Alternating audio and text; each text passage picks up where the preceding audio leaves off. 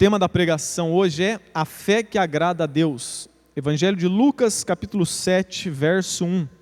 Diz assim a palavra de Deus: Quando Jesus acabou de dizer todas essas palavras, sendo ouvido pelo povo, entrou em Cafarnaum, e um servo de certo centurião, a quem seu senhor muito estimava, estava doente. Lembra aqui que eu preguei na pregação passada, que quando a palavra servo é colocada na Bíblia, a tradução melhor seria escravo, né? Então vamos, a não aparecer servo aqui, vamos ler escravo, porque em outras traduções está como escravo. E um escravo de certo centurião, a quem seu senhor muito estimava, estava doente, à beira da morte. Tendo ouvido falar de Jesus, o centurião enviou algumas autoridades dos judeus a pedir-lhe que viesse a curar o seu escravo. E aproximando-se de Jesus, eles lhe rogavam com insistência, dizendo: Este é digno de que concedas isso, porque ama a nossa nação e ele mesmo construiu para nós a sinagoga. Isso não era comum. Um centurião romano ter amizade com o povo judeu ao ponto de construir uma sinagoga, que seria uma igreja nos dias de hoje. Verso 6. Jesus foi com eles, mas quando já estava perto da casa, o centurião enviou alguns amigos para dizer-lhe: Senhor, não te incomodes, pois não sou digno de que entres debaixo do meu teto. O povo estava dizendo, os anciãos de Jerusalém, né, de Cafarnaum, estavam dizendo que aquele homem era digno. Ele, porém, olhou para si e disse: Eu não sou digno. Por isso, né, não fui falar contigo, né? Está ali no verso 7. Por isso não me julguei digno, de novo, nem mesmo de ir ao teu encontro. Dize, porém, uma palavra e o meu servo será curado. Pois eu também sou homem sujeito à autoridade. Tenho soldados sob minhas ordens. E digo a este, vai, e ele vai. E a outro, vem, e ele vem. E ao meu servo, né, o meu escravo, faz isto, e ele faz. Ouvindo isso, Jesus ficou admirado com ele. E voltando-se para a multidão que o seguia, disse: Eu vos afirmo que nem mesmo em Israel encontrei tamanha fé. Jesus ficou admirado com aquele homem. Como admirar o Criador de todas as coisas, o Criador dos céus e da terra. Este homem conseguiu esse feito. Verso 10. E quando os emissários voltaram para casa, encontraram o escravo com saúde. Então aqui no verso 1, Jesus, né, ele tinha acabado de dizer algumas coisas. É o que diz aqui no verso 1. Quando Jesus acabou de dizer todas essas palavras, sendo ouvido pelo povo, entrou em Cafarnaum. E quais eram essas palavras que Jesus havia acabado de dizer? São as palavras do Sermão do Monte. Jesus, ele estava ali com o povo e com os seus discípulos pregando no monte, dando vários ensinamentos. As palavras pregadas por Jesus no Sermão do Monte foram: Bem-aventurados são vocês, meus discípulos, vocês pobres, vocês humildes, vocês que largaram tudo para me seguir. Mas ai daqueles que confiam nas suas boas obras, ai daqueles que são ricos, ai daqueles que confiam nas riquezas, no seu poder e na sua influência. Esses não são bem-aventurados. Bem-aventurados são vocês que estão me seguindo. Jesus também disse: julguem segundo a reta justiça, sejam misericordiosos, amem seus inimigos. Então Jesus, no Sermão do Monte, dá vários ensinamentos, que na verdade são características de um verdadeiro cristão, de um verdadeiro discípulo de Cristo. E aí ele termina o seu discurso no Sermão do Monte, lá no verso 46 do capítulo 6, onde ele diz, né, Por que me chamais Senhor, Senhor, e não fazei o que eu vos mando? Então ele dá uma série de ensinamentos, uma série de mandamentos, e no final ele diz: Por que me chamais Senhor, Senhor? Não vai adiantar de nada vocês ouvirem todos esses meus ensinamentos e não colocarem nada em prática. Vocês estarão perdidos. Então depois de todos os ensinamentos, o texto diz, né, entramos no capítulo 7, onde diz que Jesus, ele agora vai à cidade de Cafarnaum e lá ele cura o escravo desse centurião romano. Então, na verdade, a história do capítulo 7, a história desse centurião romano, tem tudo a ver com o que Jesus ensinou no Sermão do Monte. no capítulo 6. O que nos parece agora? Parece agora que Jesus, ele chama todos os seus seguidores, os seus discípulos e a grande multidão que estava com ele no monte e diz para eles mais ou menos assim, vamos ali agora em Cafarnaum. Vamos ali que eu vou mostrar para vocês um homem que tem uma fé que eu espero que vocês também tenham. A fé desse homem é um exemplo para vocês, é um exemplo para todos vocês que ouviram as minhas palavras, os meus ensinamentos. A fé desse homem, desse centurião romano, desse homem que vocês vão conhecer, não é uma fé morta. Não é alguém que diz apenas Jesus é o meu Senhor, Jesus é o meu Salvador. Não, vocês irão ver que a fé dele é uma fé viva, é uma fé que é evidenciada pelas obras. A fé desse homem, vocês vão ver isso, que é evidenciada pelas obras.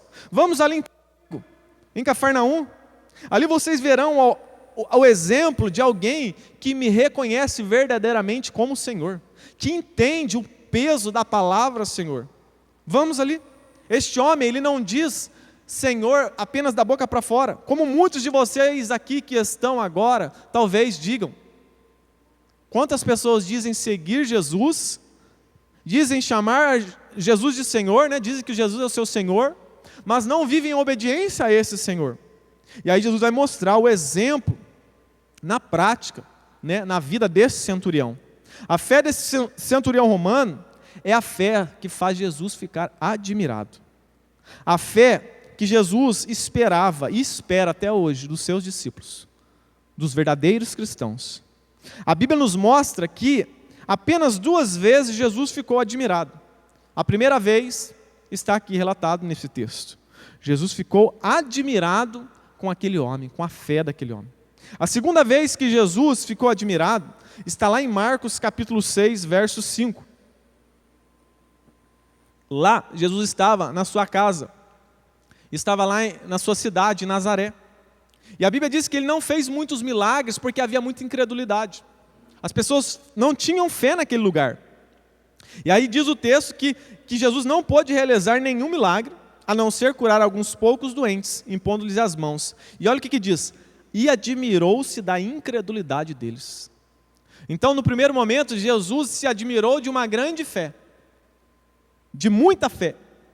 No outro cenário, Jesus se admirou de falta de fé, de incredulidade, de pessoas que não criam no seu senhorio, não criam no seu poder. Então, na primeira admiração, Jesus nos mostra que foi positivo. A segunda admiração, negativa. A primeira admiração, Jesus foi por causa de uma boa fé, uma fé verdadeira. A segunda admiração foi por falta de fé, por incredulidade. E diante disso, eu pergunto para você nessa noite: se Jesus olhar para você agora, o que ele vai ver? Ele vai ficar admirado com o quê? Com muita fé, com uma fé parecida com a desse centurião romano, que fez Jesus ficar admirado. Não vi fé como essa em Israel. Ou ele vai olhar para você hoje e não vai ver fé nenhuma, ele vai ver a incredulidade. Ele vai ver uma fé como a dos demônios, que diz que Jesus é Senhor, mas não vive em obediência. Que fé Jesus encontraria hoje aí? Ele ficaria então admirado pela sua fé nele, ou ele ficaria admirado por não ver fé nenhuma? Talvez você diga: olha, eu sou meio termo, eu tenho um pouco de fé, não é tanta fé como a desse centurião romano, mas eu tenho um pouco de fé. Mas a pergunta também é: será que Deus se agrada apenas dessa pouca fé? Deus se agrada de uma fé medíocre? Uma fé que não está preocupada em fazer admirar o seu Senhor? Antes de nós respondermos para nós mesmos essa pergunta, vamos analisar e aprender mais com a fé desse centurião romano. Para entendermos melhor, precisamos saber o que é um centurião romano. Talvez algumas pessoas não saibam. Um centurião romano era um oficial militar do exército romano. Ele era um soldado veterano que subiu de hierarquia por puro mérito e bravura. Esse centurião romano, ele comandava ali A palavra, né, centurião, vem de centúria, né, de 100. Em média, 100 homens, né, poderia ser para mais ou para menos. E ele estava ali, na cidade de Cafarnaum, né, o centurião romano ficava em uma cidade para garantir a ordem e também para ali fazer com que o trabalho dos publicanos fosse realizado. Qual que era o trabalho dos publicanos? Era cobrar impostos. Por que o judeu detestava os publicanos? Porque cobrava impostos. Eles tinham que pagar o imposto para Roma. E quem garantia essa cobrança era os soldados romanos. E quem estava na organização, na liderança disso, era um centurião romano. Se o judeu não pagasse o imposto, o soldado ia lá e espancava o cara e fazia ele dar o dinheiro. Então, em modo geral, o judeu odiava um centurião romano, odiava os romanos, odiava os publicanos, porque os romanos subjugavam o povo judeu. Portanto, não era comum nós vermos judeus elogiando um centurião romano. Para o judeu, romanos eram como gentios, inimigos seus. Para os romanos, a mesma coisa. O judeu era considerado escravo e também inimigo dos romanos. Por que então o texto nos mostra judeus elogiando esse centurião romano? Porque esse centurião romano era diferente da maioria. Ele era exceção. Ele era um ponto fora da curva. Ele, mesmo sendo oficial de uma nação que dominava Israel, ele amava esse povo de Israel. Algo extremamente, diferente da época. Ou seja, ele amava os seus inimigos. O centurião romano amava o povo de Israel, que era considerado inimigo dos romanos. E esse é o primeiro princípio nessa noite. A fé que agrada a Jesus é a fé que nos leva a amar os inimigos. No verso 4 vai dizer: e aproximando-se de Jesus, eles lhe rogavam com insistência. Olha, com insistência, não foi qualquer pedido. Eles rogaram por aquele homem, por um romano, inimigo do povo judeu, dizendo: ele é digno, ainda elogiaram, ele é digno de que lhe concedas isso. Por quê? Porque ele ama a nossa nação. Algo miraculoso. Um centurião romano a amar o povo judeu. Ele amava a nossa nação, e qual foi a evidência disso? Ele construiu para nós a sinagoga. Ele tirou dinheiro do bolso, foi lá e construiu o templo, a sinagoga, que seria uma igreja nos dias atuais, a igreja do judeu. E você se lembra o que Jesus ensinou no Sermão do Monte? Amai os vossos inimigos.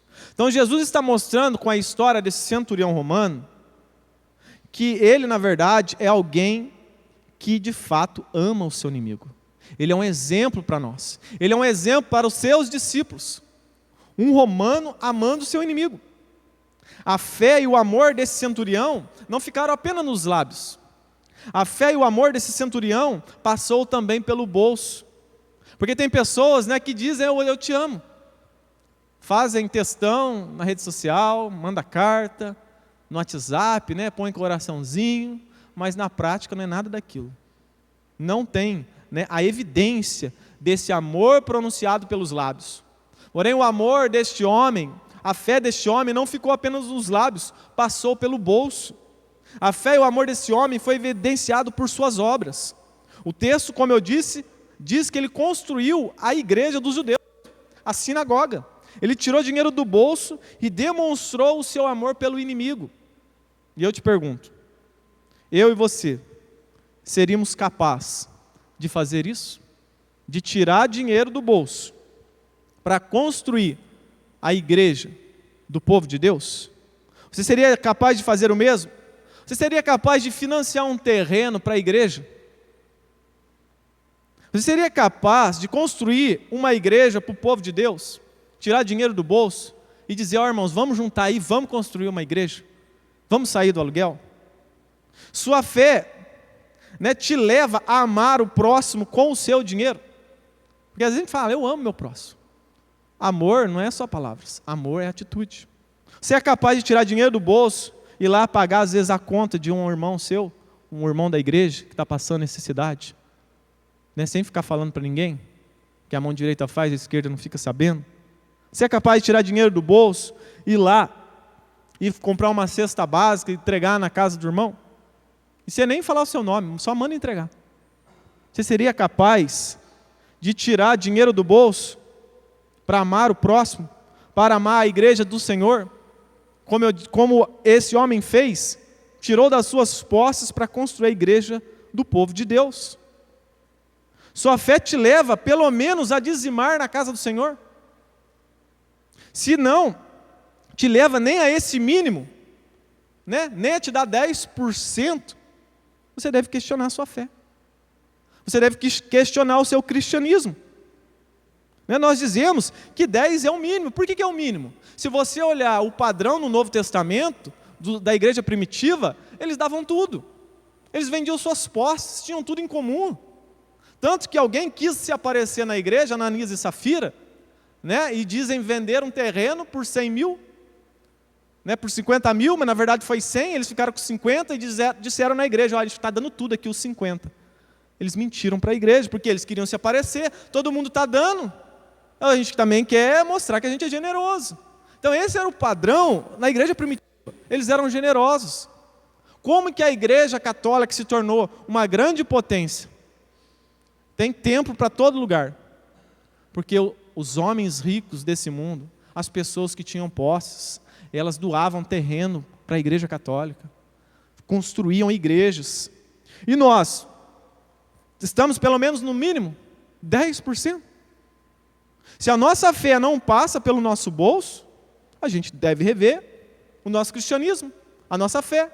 Porque uma fé que agrada a Jesus nos leva a ser generosos com o nosso dinheiro. Com isso eu não estou dizendo para amanhã você dar tudo, né? Nós combatemos a teologia da prosperidade, né? A teologia da prosperidade só promete isso, dinheiro. Por isso que eles são falsos. Mas nós não podemos cair no outro extremo. Não é porque que lá na igreja do falso profeta lá arranca o dinheiro do povo, que agora a gente vai ser avarento. Agora a gente vai amar o dinheiro mais do que a Deus. A gente vai dar essa desculpa: não, a igreja não precisa, o pastor não precisa, né? A igreja, Deus faz brotar do nada, né, o dinheiro. Nós devemos avaliar isso. Será que a nossa fé é parecida com a desse centurião romano? Que ele se preocupava com o povo de Deus, com a obra de Deus? Por exemplo, vamos ver onde está o seu coração.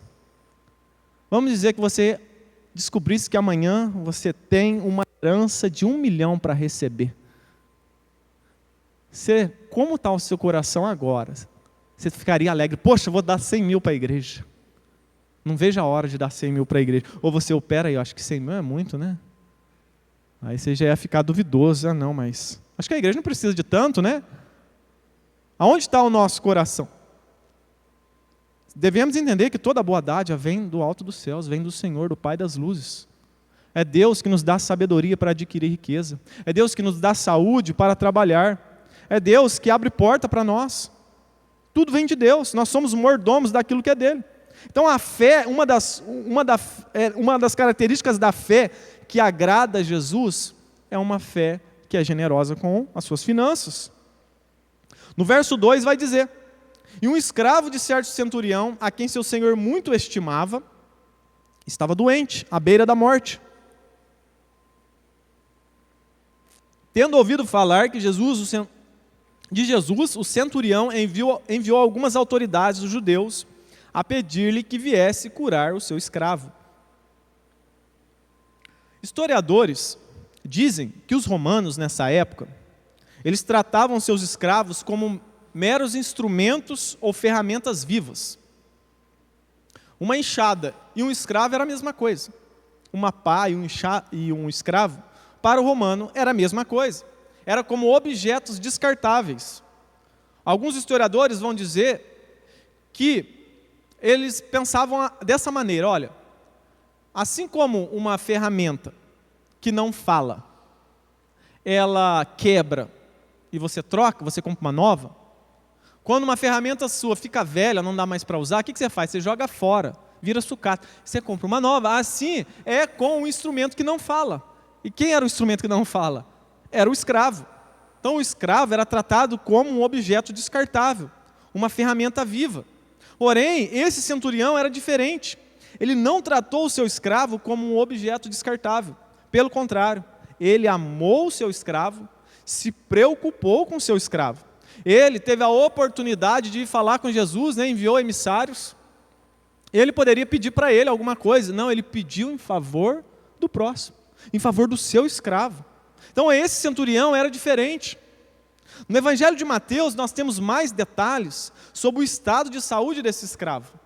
Lá diz, né, no capítulo 8, no verso 6, que esse homem, né, estava lá na casa do seu senhor, do centurião, e ele estava deitado, paralítico e sofrendo horrivelmente. Ele estava em um estado deplorável, num estado crítico, talvez beirando a morte, estava sofrendo muito. E esse centurião se compadeceu do seu servo, do seu escravo. Então, mais uma vez aqui, nós vemos que a fé que agrada a Jesus nos leva a amar. O texto diz que o centurião estimava muito o seu escravo. Ele amava muito. Portanto, essa é a fé que nós devemos pedir a Deus. Uma fé que se preocupa com o bem-estar das pessoas. Uma fé que leva a nós sairmos da nossa zona de conforto para ajudar o próximo. Esse centurião, com certeza, era alguém que tinha muitos afazeres. Ele tinha ali 100, mais para menos, de homens para liderar. A agenda dele talvez era lotada. Ele prestava contas para o imperador. Tinha um alto cargo, tinha status na sociedade. Mas mesmo assim, esse centurião romano arrumou tempo para ali agir em prol do seu escravo. E ele agiu em prol não de alguém que ele receberia favores depois. Porque tem gente que é assim, né? Ele se move para ajudar alguém que depois vai ajudar ele de volta. Aqui ele ajudou um escravo, o escravo não tinha nada para dar para ele. Ele ajudou alguém desprezível diante da sociedade, um mero escravo. Então essa é uma fé que agrada a Deus, que agrada a Jesus. Uma fé que nos leva a amar o próximo, a doar o nosso tempo, os nossos recursos, em prol das outras pessoas. Então há pessoas, né, que elas amam outras pessoas que estão acima delas, mas elas desprezam aquelas que estão abaixo. Trabalhei em fábrica, eu vi muito isso. Tanto de puxa-saco que tem em fábrica, né? Eles amam o líder, o gerente, tudo falso, né? Que depois mete a língua por trás. Mas é por quê? Ele ama porque ele quer fazer o bem para o encarregado, para o supervisor, porque ele quer subir de cargo na empresa. Mas aí, o pobre coitado que entrou novo lá, que às vezes oferece risco do cargo dele, ele despreza, ele mente, ele fala que é preguiçoso, ele nunca é. Despreza os que estão abaixo dele. Mas o contrário também pode ser verdade, né? Tem pessoas que têm dificuldade de amar alguém que é melhor que ele. Né? Ele ama, né, o coitadinho. Mas aí quando o coitadinho cresce, né, começa a ganhar mais que ele, aí ele não consegue mais amar. O contrário também é verdade. Mas esse homem aqui, ele estava num patamar acima. Um centurião romano, ele ganhava acima da média. Ele ganhava mais do que os outros soldados. Mas ele não desprezou o seu escravo, ele cuidou dele. Olhando então para a fé desse homem e comparando com a nossa, podemos dizer que Jesus admiraria a nossa fé? A nossa fé é parecida com a desse homem? Nossa fé nos leva a amar o próximo com as nossas obras, com o nosso dinheiro, com o nosso tempo? Ou nós sempre damos desculpa, eu não tenho tempo, eu não posso ajudar ninguém, outra pessoa vai ajudar, Deus vai enviar alguém, Deus te abençoe, vai em paz. A pessoa chega lá morrendo de fome, você fala, Deus te abençoe, vai embora. Deus vai arrumar alguém para te ajudar. Então essa é uma fé que agrada a Jesus, uma fé que nos move, que nos leva a amar o próximo com as nossas boas obras. Não é só um amor da boca para fora, só um amor de palavras, mas é um amor com atitudes. Em segundo lugar, a fé que nos leva a reconhecer que somos indignos. Essa é uma fé que agrada a Jesus. E aproximando-se de Jesus, eles, os anciãos, lhe rogavam com insistência, dizendo, ele é digno, esse centurião é digno. Porém, no versos 6 e 7, o centurião diz outra coisa. Lá ele diz: Senhor, não te incomodes, porque eu não sou digno de que entres debaixo do meu teto, por isso não me julguei digno 2 vezes, nem mesmo de ir ao teu encontro. Dize, porém, uma palavra, e o meu servo será curado. Aquele homem, ele reconhecia a sua insignificância diante do senhorio de Cristo. Os anciãos disseram: o centurião é digno. Eles olharam para as boas obras do centurião, daquele homem, e eles não tiveram dúvida: esse homem é bom, esse homem merece ter o pedido atendido. Então esse foi um olhar exterior. Eles olharam por fora, viram as boas obras, glorificaram a Deus. Porém, o centurião, ele viu de outra forma. O centurião, ele disse que ele não era digno. Por quê? Porque o centurião, ele olhou para as suas boas obras e olhou para a bondade de Deus.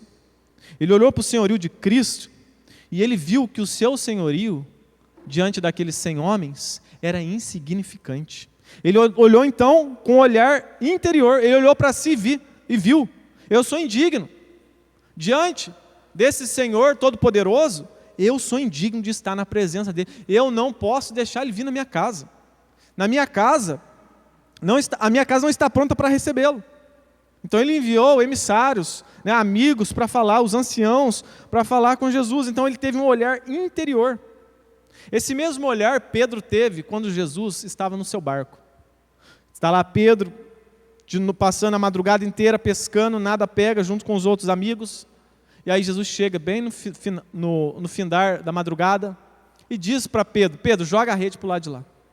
E eles tiveram aquela pesca maravilhosa. Quando Pedro viu a autoridade de Jesus sobre os peixes, sobre os animais, Pedro ficou admirado, Pedro ficou espantado. E Pedro disse para Jesus, Pedro olhou para si, quando ele viu quem verdadeiramente Jesus era. Ele viu a grandeza de Cristo, o poder de Cristo, então ele se enxergou como um pobre pecador miserável. Ele disse: mestre, sai do meu barco, eu não posso estar na sua presença. Ele enxergou a sua pequenez, a sua insignificância. Então uma fé que agrada a Deus, que agrada a Jesus, é uma fé que reconhece que somos indignos de estar na presença dEle, indignos de estarmos vivos. Tudo é graça. Lucas 5,8, né? Não, é que eu já disse, é a fala de Pedro, né? Senhor, retira de mim, pois sou pecador. Então, se tua fé não te leva a reconhecer que você é indigno, sua fé não traz admiração a Jesus. Se você acha que é merecedor de algo, que você é uma boa pessoa, né? Porque o que as pessoas pensam? Eu sou uma pessoa boa, eu nunca roubei, nunca matei. Aí ele se compara a um outro pecador, ele se compara a um assassino, a um traficante, a uma prostituta, a qualquer outra pessoa que está abaixo dele, que é mais pecador que ele. E aí ele se acha bom. Mas o padrão não é esse que a Bíblia nos mostra. O padrão é Jesus Cristo. Se você se acha uma pessoa boa, então se compare a Cristo. Se você for tão arrogante de dizer que se parece com Ele, você está perdido. Esse é o padrão de bondade na Bíblia. É nos parecermos com Jesus. Ninguém pode bater no peito e dizer: eu sou igual a Jesus. Então não há ninguém bom nessa terra. Ninguém digno de entrar no céu. Ninguém digno de ser salvo. Todos nós, na verdade, merecemos a morte e o inferno, desde o pequeno até o maior. Todo mundo. Como diz a palavra de Deus, todos estão debaixo da ira de Deus. Todos pecaram, a uma se fizeram inúteis. Não há quem busque a Deus, não há quem entenda, não há nenhum sequer. A Bíblia nos mostra que nós somos indignos de entrar no céu. Nós somos dignos de entrar no inferno, isso sim. Então nós precisamos reconhecer, não existe cristão, não existe salvação se alguém não reconhece que é indigno. Indigno de estar na presença de Deus, indigno de entrar no céu. Se uma pessoa não reconhece isso, ela não é cristã. Ela ainda não conheceu o verdadeiro evangelho. E é por isso que hoje a gente tem que pregar, para os evangelhos. Porque muitos evangelhos não conhecem o verdadeiro evangelho. Em muitas igrejas é pregado o quê? Para você ser digno, você tem que ser rico. Se você for rico, é o céu. Se você for pobre, aí você está no inferno. O verdadeiro evangelho passa por essa fé parecida com o desse centurião, reconhecer que é indigno. Apesar de ter boas obras, apesar da sociedade ver algo de bom em você, Alguém que verdadeiramente recebeu o Espírito Santo de Deus, foi convencido dos seus pecados, ele olha para as suas boas obras e ele diz: tudo foi graça. Eu só fiz isso porque Deus foi gracioso comigo. Senão eu não ia fazer nada disso. Então, se você é alguém que gosta de ficar exaltando suas qualidades, né, você deve se arrepender. Porque essa não é a atitude de um discípulo de Jesus Cristo. Esse centurião tinha várias qualidades que os outros enxergaram, mas ele mesmo não ficou se exaltando. É isso mesmo que eles falaram de mim, está certo. Eu construí a sinagoga, eu sou um cara bom, eu tenho poder. Se esse homem fosse um homem arrogante, ele diria: manda chamar Jesus, eu estou mandando. Traz ele aqui, ele vai ser obrigado a curar o meu escravo. Mas ele não fez isso. Ele viu: não, eu não posso fazer isso. Eu sou indigno. Provérbios 27:2 vai dizer: que o outro te louve, e não a tua própria boca. O estranho, e não os teus lábios. Então o verdadeiro cristão, ele não fica se exaltando. Olha, eu sou o cara. Eu faço isso. Eu sou o melhor naquilo que faço. Não, ele não faz isso. Porque a fé que agrada a Jesus reconhece que tudo de bom que ele faz não vem dele mesmo. Tudo é graça. Tudo é a misericórdia de Deus. Até a fé que nós temos em Deus não vem de nós mesmos, é pura graça. Se Deus não nos concedesse fé, nós não iríamos crer nele.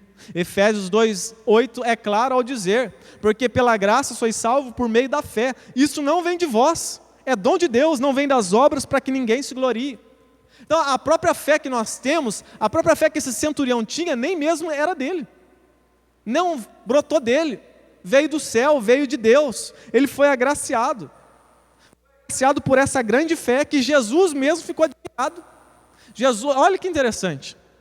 Talvez isso bugue a sua cabeça.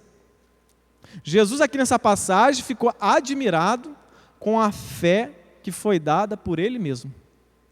A fé é dada por Deus, Jesus é Deus. Ele que deu a fé para aquele centurião, e aquele centurião deixou Jesus admirado. Então a pergunta pode surgir: como pode Jesus ficar impressionado com alguém, com algo que Ele mesmo deu? Como pode isso? Por exemplo, é quando você compra, por exemplo, uma camisa bonita. Você vai lá na loja, compra uma camisa legal lá, aí você dá para alguém que você ama. Aí você deu o presente, ela lá guardou, aí vocês vão sair, né? Aí tem uma festa lá, um aniversário, aí vai lá a pessoa que recebeu o presente, coloca, aí você olha assim, né? Nossa, caiu muito bem essa camisa em você, ficou perfeito. Aí você fica feliz com o presente. É mais ou menos isso. Jesus que deu a fé. E aí ele vê essa fé na vida de um servo seu, de um filho seu, e aí ele fica alegre, ele fica contente, ele fica admirado, está perfeito, ótimo. A mesma coisa acontece, por exemplo, as irmãs. Não sei se isso acontece, né? Era para acontecer. Você está lá, fez a faxina na casa, né? Estava uma bagunça. Aí você arrumou, colocou tudo no devido lugar, encerou o chão. Aí, nossa, está tudo arrumado, tudo bonitinho, guarda-roupa, tudo certinho. Aí você olha: nossa, que beleza, está perfeito.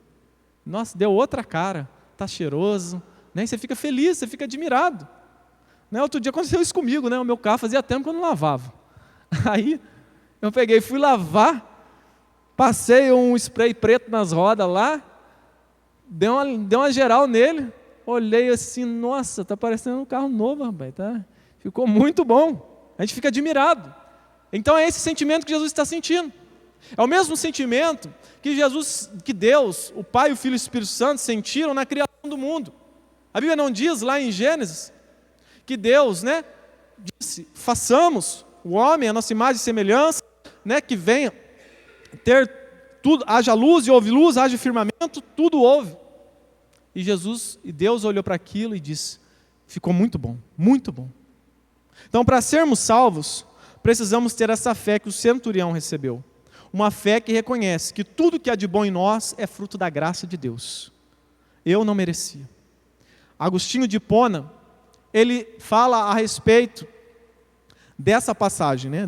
Desse pensamento, dessa história. Ele diz: o que quer que tenhas de bom, o que tem de bom em você aí, tens de Deus. Tudo que você tem de bom aí foi Deus que te deu. Ou você escolheu a cor do seu olho, o seu cabelo. A gente tem cabelo, tem gente que não tem. Se você tem, dá glória a Deus, é graça. Né? Tem gente que é mais alta, tem gente que é mais baixa. Tem gente que nasceu numa família rica, outro numa família pobre. Tem gente que adquiriu herança, tem outro que adquiriu dívida. Então tudo é graça.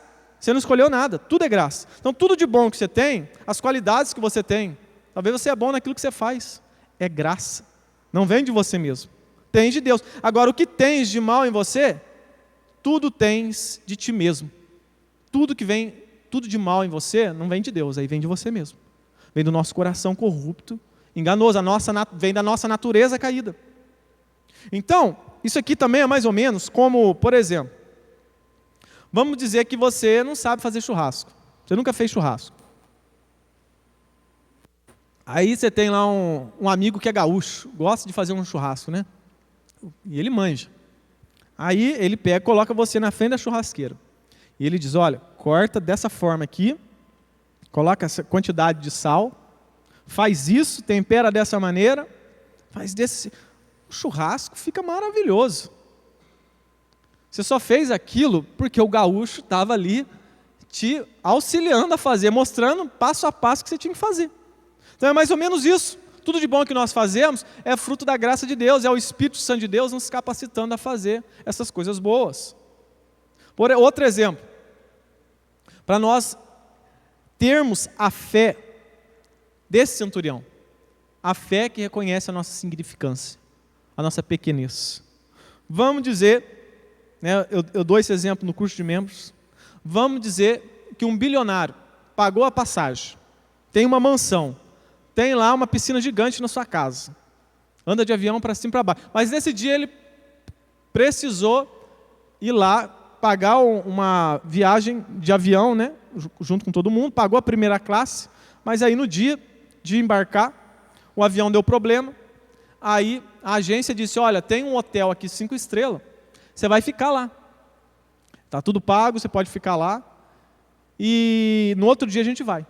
Aí o bilionário vai para o hotel 5 estrelas, apertado, né? Ele está acostumado com a mansão, comer do bom e do melhor, ele reclama da comida, reclama da cama, reclama do hotel. Ele falou, estou perdendo dinheiro, poderia estar lá na minha mansão, ganhando dinheiro agora, estou aqui nesse hotel, perdendo tempo. Aí chega no dia de viajar, no avião. Aí chega lá, eles dizem, olha, o avião que a gente conseguiu não tem a primeira classe que o senhor pagou. Você vai precisar ir numa outra classe, uma classe inferior. Ele fica injuriado. Ele vai para Miami, mas vai reclamando, xingando, porque ele se acha digno de alguma coisa. Eu merecia mais. Eu não merecia isso. Eu merecia muito mais. Agora vamos dizer que você está no mesmo voo, você está lá no Chibata.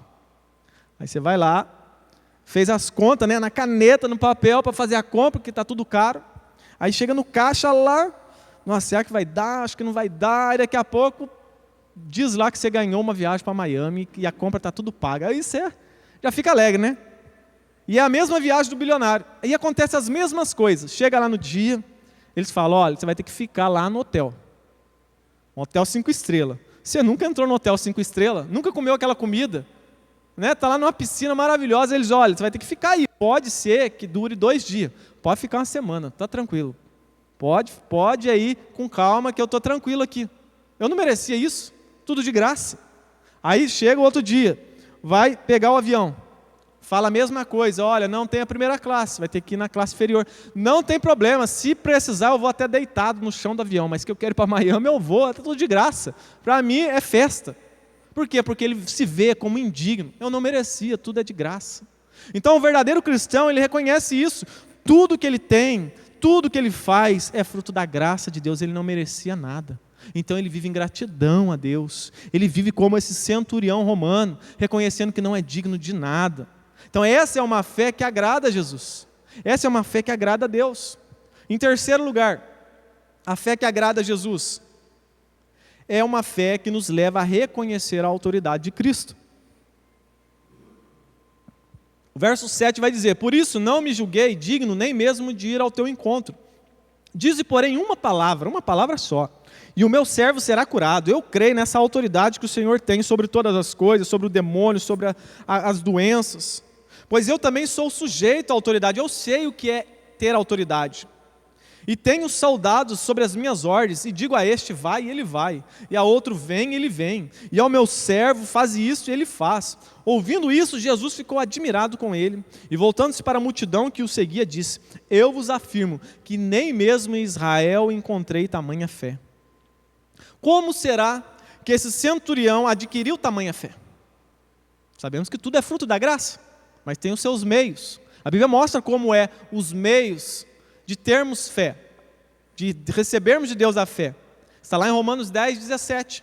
De sorte que a fé vem pelo ouvir, e o ouvir pela palavra de Deus. Provavelmente, esse centurião já tinha ouvido as pregações de Jesus em Cafarnaum. Pois Cafarnaum é considerado por muitos comentaristas como o quartel-general de Jesus. Ali ele fez muitos milagres, ele pregou em várias sinagogas. Então, certamente, esse centurião romano, ele ouviu as pregações de Jesus. Ele conheceu dos milagres de Jesus. Alguns comentaristas acreditam que esse centurião, ele frequentava a sinagoga que ele havia construído. Que ele se tornou um homem, conhecido como temente a Deus.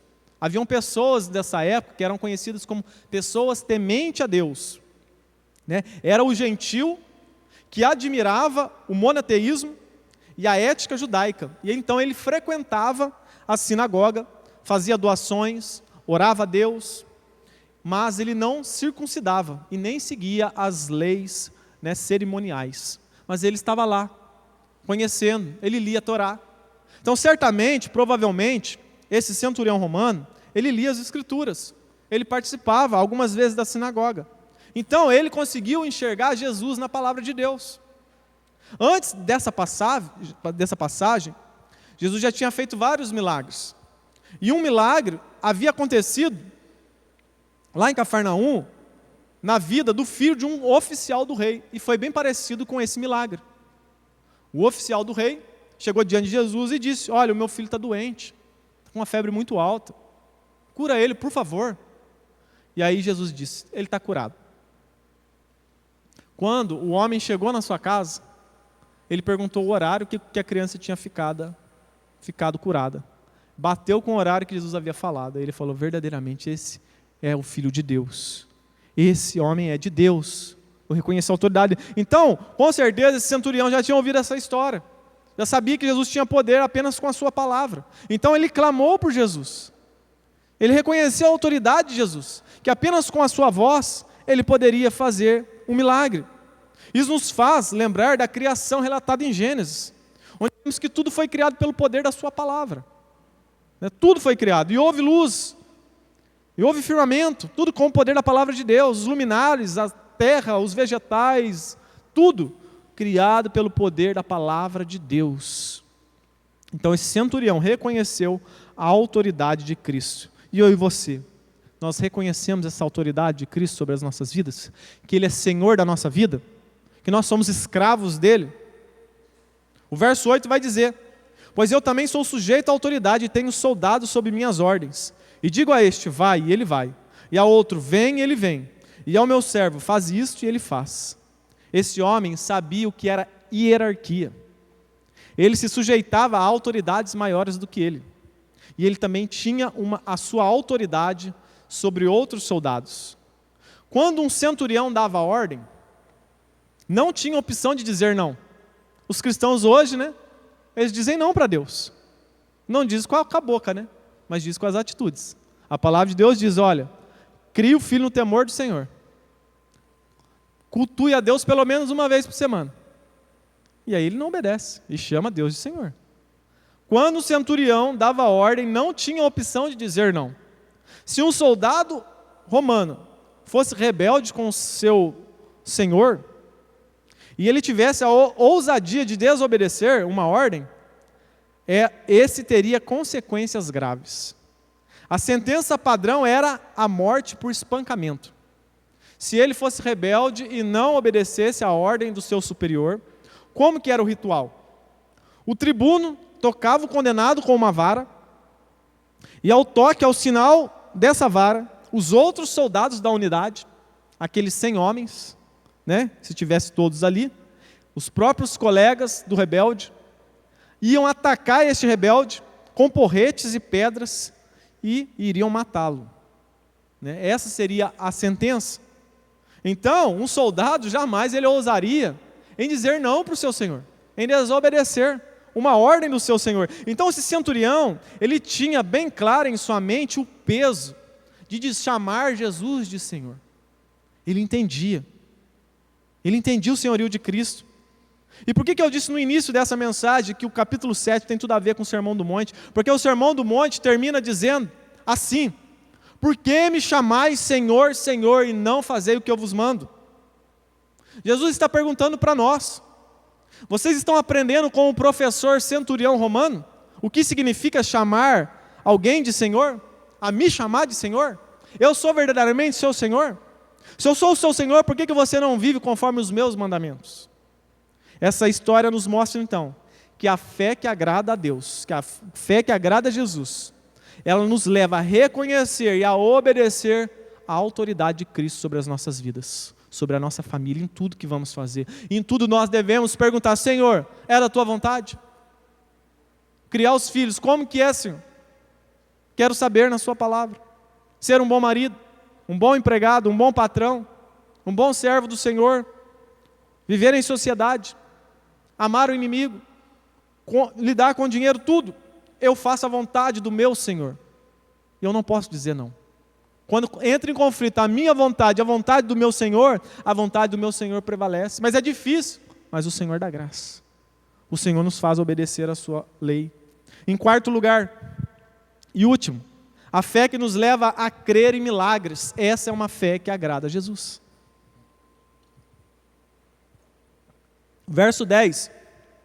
E quando os emissários voltaram para casa, encontraram o servo com saúde. Devemos sempre tomar cuidado com os extremos. Primeiro, muitos têm fé apenas em milagres. Por isso que tem igreja que só fala de milagre, né? A igreja lá do boiadeiro lá, né? É só milagre, né? É toda hora, e sai gritando lá. Felizmente a minha mãe vai nessa igreja, né? Estou orando a Deus, né? Prego para ela. Mas às vezes eu vou lá visitar ela, está lá, ela vendo lá, aí, né, você vê que eles criam um milagre ali na hora, ali, e é só milagre. Pregação é bem pouco. Essa igreja é caracterizada por milagres. Então tem pessoas que vão em igreja apenas onde que o foco é milagre. Pode ter certeza, essas igrejas não tem apóstolo aí, ó, é tudo assim. Neopentecostal não é igreja, né? É falsa igreja, é uma empresa. Aqui na cidade tem uma, né? Um apóstolo aí é falso. Apóstolo bom é apóstolo morto. Né? Apóstolo bom, apóstolo morto, né? Aquele que andou com Jesus, que está morto lá. Não existe mais apóstolo. Então, nós não podemos cair no extremo. Buscar a Jesus, ter uma fé só para milagres. Porque tem pessoas que só vão atrás de Jesus por conta de milagres. Você se lembra dos 10 leprosos? Foram atrás de Jesus, creram em Jesus, tiveram um certo tipo de fé, mas uma fé que não agrada a Deus, que não agrada a Jesus, uma fé só para adquirir bênçãos. 9 tinha apenas essa fé, não tinha fé que salva. Só um voltou para agradecer e reconhecer o senhorio de Cristo. Esse teve a fé verdadeira, a fé que salva. Então muitos vão com fé até Jesus apenas para receber bênçãos materiais. Esse é um extremo. E essa fé é egoísta. É uma fé feia, interesseira. Essa fé não leva as pessoas a obedecer a Deus. Essa fé com certeza não agrada a Deus. Porém, não podemos cair num outro extremo. Há pessoas que têm fé para ser salvo. Isso é o principal. Corretíssimo. É o principal na nossa vida. Ter fé para ser salvo. Crer que Ele é o Filho de Deus. Uma fé que nos leva ao arrependimento. Essa é a fé principal. Essa fé te leva a amar as pessoas. Te leva a reconhecer a sua insignificância diante de Deus. A reconhecer que é indigno. Mas o problema é que essa fé de muitas pessoas para só aí. Ele tem fé para aguentar o luto, fé para viver só, né, na aflição, no sofrimento, na tribulação. Ele só tem fé para isso. Mas ele não tem fé para milagres. Ele não tem fé para Deus fazer um milagre extraordinário na vida dele. Essa fé também não reconhece totalmente a autoridade de Cristo. É uma fé defeituosa. Pois essa fé faz a pessoa achar que quem governa esse mundo não é Jesus. Muitos cristãos, infelizmente, né, têm uma fé defeituosa. Uma fé que não agrada a Jesus. É uma fé que não crê que o Evangelho é o poder de Deus. Essa fé defeituosa leva as pessoas a serem covardes diante das ideologias, diante das filosofias desse mundo. E aí quando eles olham as filosofias, as ideologias desse mundo crescendo, e aí ele olha para o Evangelho, que é o poder de Deus, ele diz, não, o Evangelho vai perder. O Evangelho é fraco, o Evangelho não é o poder de Deus. Ele pode até dizer, é o poder de Deus, mas na prática não é. Porque para ele, Deus não pode salvar um esquerdista, Deus não pode salvar o assassino, Deus não pode salvar, né, o pior dos pecadores, porque para ele o Evangelho não é o poder de Deus. Diante das ideologias, dos pensamentos do mundo, ele acha que o mundo vai vencer. As ideologias do mundo são mais fortes. Então é uma fé limitada, é uma fé defeituosa. Essa fé também não crê em milagres, crê só que pode passar, né, ali pelo luto arrebentado, viver arrebentado. Eu tenho fé para andar arrebentado, mas ele não tem fé para ver o extraordinário na sua vida. Não crê que Deus pode transformar uma família inteira, fazer um milagre, transformar o coração de pedra daquele, né, dono da pedreira lá, a pedra, o coração mais duro. Não crê que Deus pode salvar uma cidade inteira, um país inteiro, como fez em Nínive, quando Jonas foi pregar lá e toda a cidade se converteu ao Senhor. Não crê que Deus pode salvar o mundo inteiro. Não crê. Essa não é uma fé que agrada a Deus, é uma fé medíocre. Você se lembra dos espias? Deus disse, eu vou dar para vocês a terra de Canaã. Só que é o seguinte, vocês vão ter que conquistar, eu não vou dar de mão beijada. Vocês vão ter que matar os inimigos, os gigantes.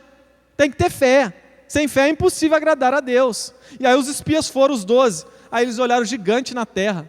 10 tremeu na base. Não entraram na terra prometida. Mas os 2, Josué e Caleb, eles não, nós vamos no nome do Senhor dos Exércitos. Se Ele falou, nós temos fé que nós vamos conquistar essa terra. Passou-se anos, 40 anos. E Caleb, ele vai dizer lá com 80 e poucos anos, eu estou com o mesmo vigor, com a mesma fé, estou pronto para ir para a guerra, para conquistar Canaã, porque eu creio na palavra do Senhor, eu tenho fé. E a família deles entraram.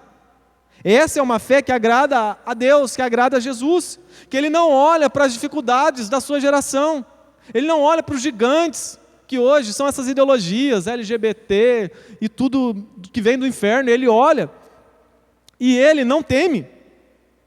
Essa então é uma fé defeituosa que leva as pessoas a viverem um mundo cinzento, sem vida, sem esperança.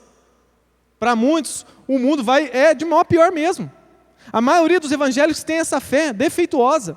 A fé desses evangélicos é de que tudo vai piorar, o diabo vai matar todo mundo e Jesus não vai fazer nada, vai ficar de braço cruzado. Aí você coloca em dúvida o que Jesus disse, que as portas do inferno não prevalecerão contra a igreja. Sabe qual que é o cenário quando Jesus diz isso? É que o povo de Deus cercou uma cidade e tem uma porta na cidade e o inferno está lá dentro e os cristãos querem entrar e conquistar e está lá na porta o inferno, não querendo deixar que os cristãos conquistem, mas esse é o cenário, não, a gente vai conquistar, a gente vai vencer, a gente vai conquistar essa cidade. Esse é o cenário que Jesus disse, quando as portas do inferno prevalecerão contra a igreja. Não é que a igreja é uma coitadinha. Não, a igreja avança, a igreja é militante. A igreja começou com poucos homens lá em Atos dos Apóstolos. Hoje somos milhões. Aonde está o comunismo? Aonde está o nazismo? Aonde estão os povos que se levantaram contra Deus? A Babilônia quis fazer uma torre gigante, Deus só confundiu as línguas. Acabou com esse projeto. O homem a todo momento quer afrontar a Deus. Deus só dá corda para depois derrubar. Ele deixa chegar até um certo ponto, mas depois Deus vem e derruba, porque a Bíblia diz lá em Salmos que Jesus está à destra do Pai, reinando as nações. É Ele que governa, não é o diabo. Então muitas pessoas, elas não têm esperança em relação ao futuro. E sabe qual que é o fruto disso? Há vários motivos, mas creio eu que um dos principais é uma escatologia derrotista. É uma escatologia pregada por anos, de geração em geração, nos púlpitos evangélicos, nos livros, nos filmes. Você assistiu aquele filme Deixados para Trás? Aquilo lá é mentira. Aquilo lá é ficção, fantasia. Aquilo lá não existe. Na internet tem um monte de besteira. E qualquer homem que se levanta hoje já é o anticristo. As pessoas ficam apavoradas, o mundo vai acabar, pegou fogo lá na Austrália, o povo já está com medo, tudo. Vai acabar o mundo, é bomba atômica, toda hora o povo vive com medo. Se Deus permitir, logo nós chegaremos em Apocalipse. E lá nós abordaremos mais esse assunto. Mas eu estou encerrando. Então, mas o que eu quero dizer da fé que agrada a Jesus é uma fé que ainda crê em milagres. A fé deste homem cria que o seu servo, o seu escravo, poderia ficar curado.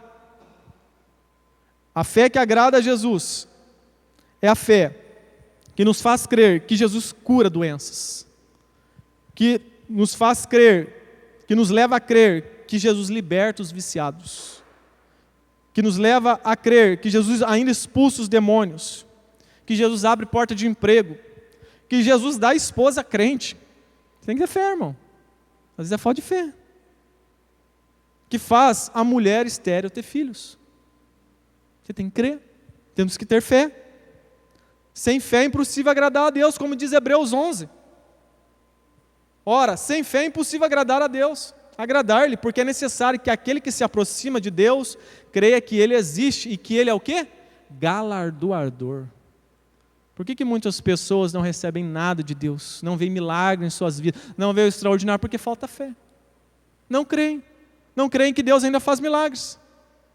Que eu e você possamos ter uma fé parecida com essa desse centurião, uma fé que nos leva a amar o próximo, seja amigo ou inimigo, uma fé que nos leva a reconhecer que somos indignos de estar na presença de Deus, de entrar no céu, que sem Cristo estamos perdidos. Uma fé que nos leva a reconhecer e a obedecer à autoridade de Cristo, de não chamar apenas Cristo de Senhor, Senhor, e não viver debaixo da sua obediência. Uma fé que nos leva a crer em milagres, que Deus ainda continua operando e fazendo milagre nas nossas vidas, na vida do seu povo. Vamos colocar de pé, vamos agradecer a Deus, vamos orar a Deus como os discípulos uma vez oraram. Senhor, aumenta a nossa fé. Aumenta a nossa fé.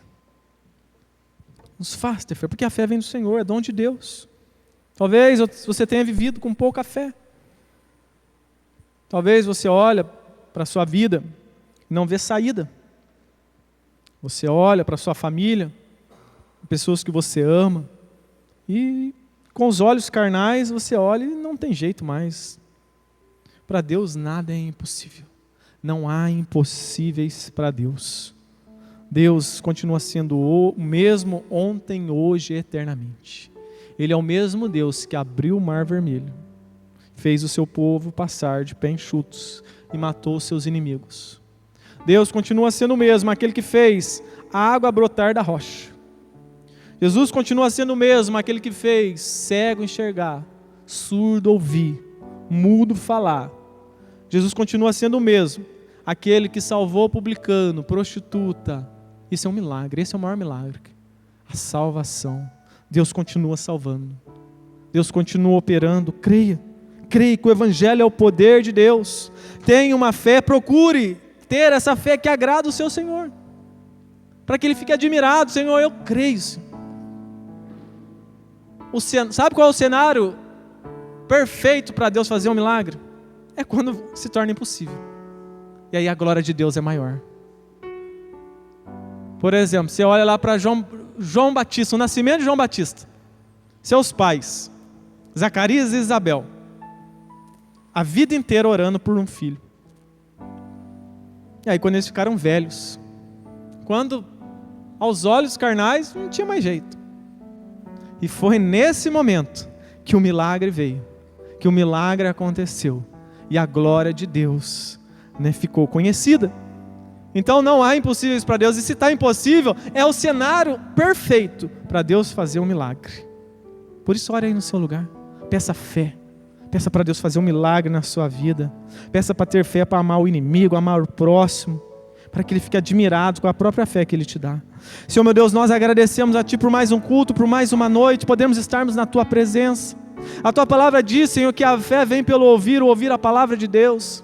Que esta palavra, Pai, venha, Senhor, aumentar a nossa fé, a nossa confiança, a nossa esperança no Senhor, Pai. Porque, Senhor, sabemos que o Senhor é soberano, o Senhor controla tudo e todos. O Senhor, Pai, está sobre um alto e sublime trono, reinando, ó Pai, sobre a terra, sobre o céu, porque toda a autoridade foi lhe dada, ó Pai, não há nada impossível para o Senhor. Por isso, ó Pai, se entrou alguém aqui nessa noite e tem algo que precisa ser feito em sua vida e é impossível aos seus olhos, ó Pai, que o Senhor, Pai, diga apenas uma palavra, Senhor, porque nós cremos na autoridade do Senhor, assim como o Senhor fez a vida desse centurião, apenas uma palavra, o Senhor não precisou ir lá, apenas o poder da Tua palavra e tudo foi transformado, ó Pai. Assim seja na vida dos meus irmãos, assim seja na minha vida, na vida dos meus parentes, dos meus amigos, dos meus vizinhos. Assim seja nesta cidade, ó Pai.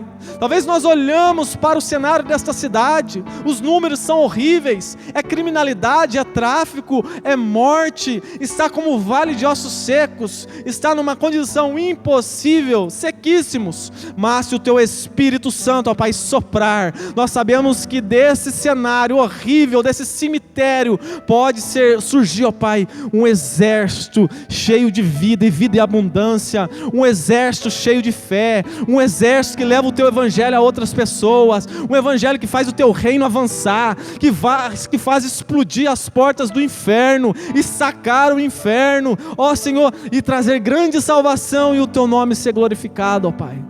Nos faz, ó Pai, ver essas coisas, nos livra de ser uma geração, Pai, que não vê sinais, prodígios, milagres, nos livra de ter uma fé medíocre, que está satisfeita, tá bom do jeito que está, eu estou salvo, minha família está salva.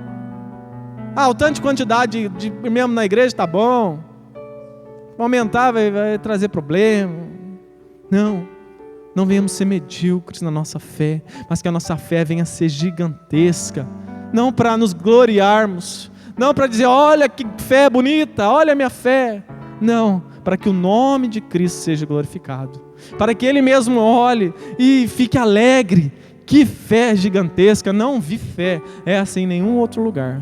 Aumenta, Senhor, a nossa fé, nos faz crer mais em Ti, crer no Teu poder, e nós seremos mais do que vencedores nesse mundo, ó Pai. Não importa o cenário, não importa o gigante, não importa os desafios, nós cremos que em Cristo somos mais do que vencedores. Podemos ser aqui, mas muito mais no porvir. Ó Senhor, que nós te pedimos e agradecemos nessa noite, no nome do Senhor Jesus.